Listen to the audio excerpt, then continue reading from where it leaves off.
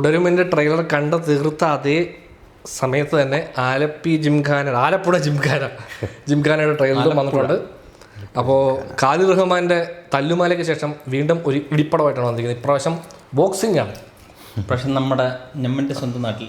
അതെ, ഞങ്ങളുടെ സ്വന്തം ആലപ്പുഴയിലാണ് അല്ലേ ഇവിടുത്തെ തിയേറ്ററിലൊരു ഫൈറ്റ്. അതാണ് അതെ, ഇവിടുത്തെ തിയേറ്ററിലൊരു ഫൈറ്റ്. അപ്പോൾ നമുക്ക് അതിൻ്റെ ട്രെയിലർ വന്നിട്ടുണ്ട്. അതിൻ്റെ ട്രെയിലർ ഒന്ന് കണ്ടു നോക്കാം. ട്രെയിലർ കളയണ്ട, സമയം കളയണ്ട.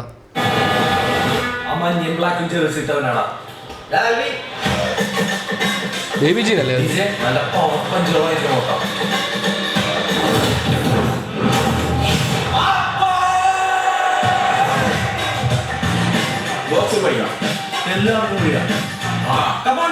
നമ്മൾ ബോക്സിംഗ് പഠിപ്പിക്കാൻ മാത്രം ആലപ്പുഴയിലൊരു സ്ഥലം. ആന്റണി ജോഷഫ് നാഷണൽ ലെവലിൽ കളിച്ചിട്ടുള്ള സൗത്ത് ഇന്ത്യയിൽ കേരളത്തിന് വേണ്ടി ജയിച്ചതാണ്. 2 times state board വിളവില 185 in 30 seconds, 110 push-up in 1 minute.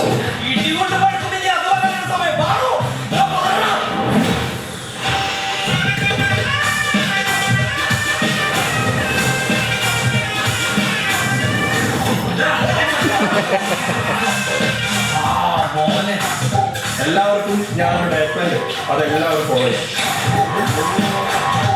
ആലപ്പുഴയിൽ വന്നിട്ട് കൊച്ചി ഭാഷ പറയാനുള്ളൂ. അപ്പോൾ മോഹൻ കിട്ടിക്കൊണ്ടേയിരിക്കും.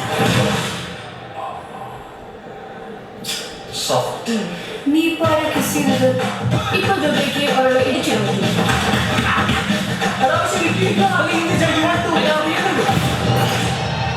നമ്മളവസാനമല്ലോ കുറച്ച് വലുതാണെങ്കിലല്ലടാ എൻ്റെ ഇതിലൂടെ നമുക്ക് അതിൻ്റെ അകത്ത് ഓടാൻ പറ്റും.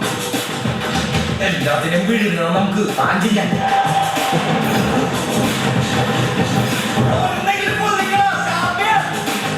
യവന്മാര് പോലെയാ. പോലെന്ന് പറഞ്ഞാൽ തീരെ തീരെ തീരെ പോലെ. നെറ്റിപ്പെട്ടു സാറിന് വേണ്ടി നമ്മുടെ ജിങ്കാനക്ക് വേണ്ടി ചാവണ്ടി വന്നാലും നീക്കില്ല.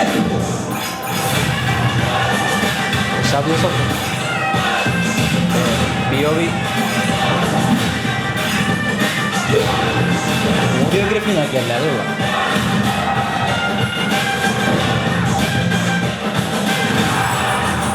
ഇവിടെ തുടങ്ങുന്നത് നമ്മുടെ ക്ലാസ്. പോയി വരുന്നത് ആംബുലൻസിലാണോ അതോ ചാമ്പ്യൻ ആയിട്ടാണോ നമുക്ക് കാണാം. ചാമ്പ്യൻ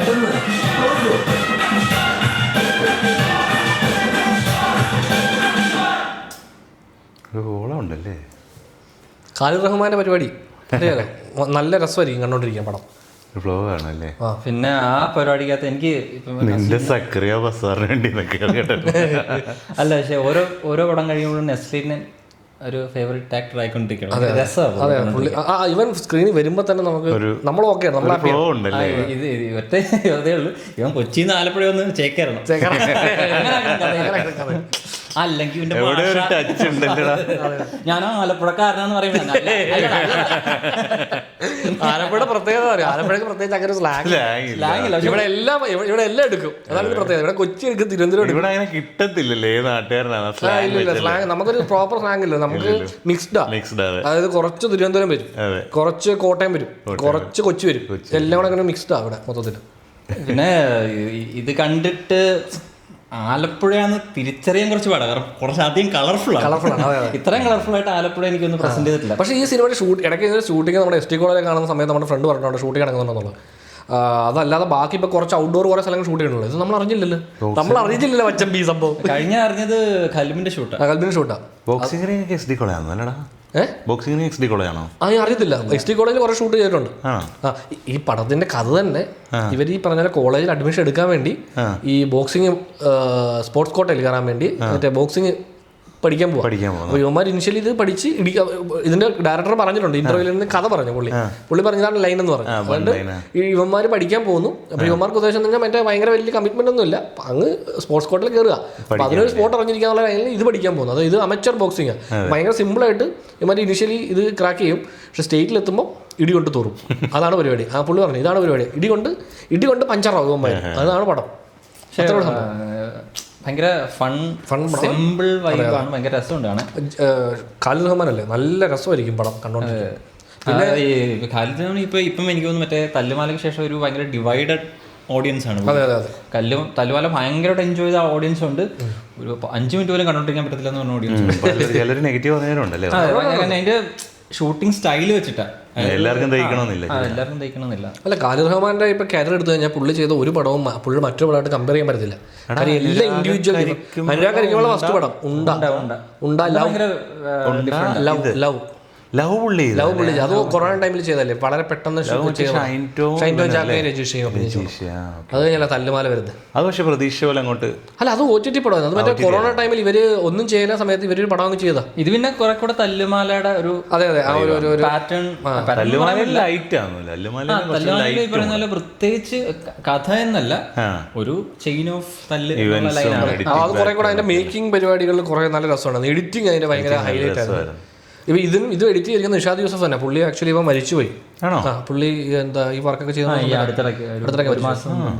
നമ്മുടെ കങ്കുവയുടെ റിലീസിന് മുമ്പ് കങ്കുവ പുള്ളിയായിരുന്നു എഡിറ്റ് ചെയ്തത്. അപ്പോൾ ആ സമയത്താണ് പുള്ളി മരിച്ചത്. അപ്പോൾ പുള്ളി കംപ്ലീറ്റ് ചെയ്തായിരിക്കണം, അറിയില്ല. മേ ബി ഒന്നിൽ പുള്ളി കംപ്ലീറ്റ് ചെയ്തോ അല്ലെങ്കിൽ കംപ്ലീഷൻ നിന്ന ടൈമോ വല്ലതും ആയിരിക്കണം സംഭവിച്ചത്.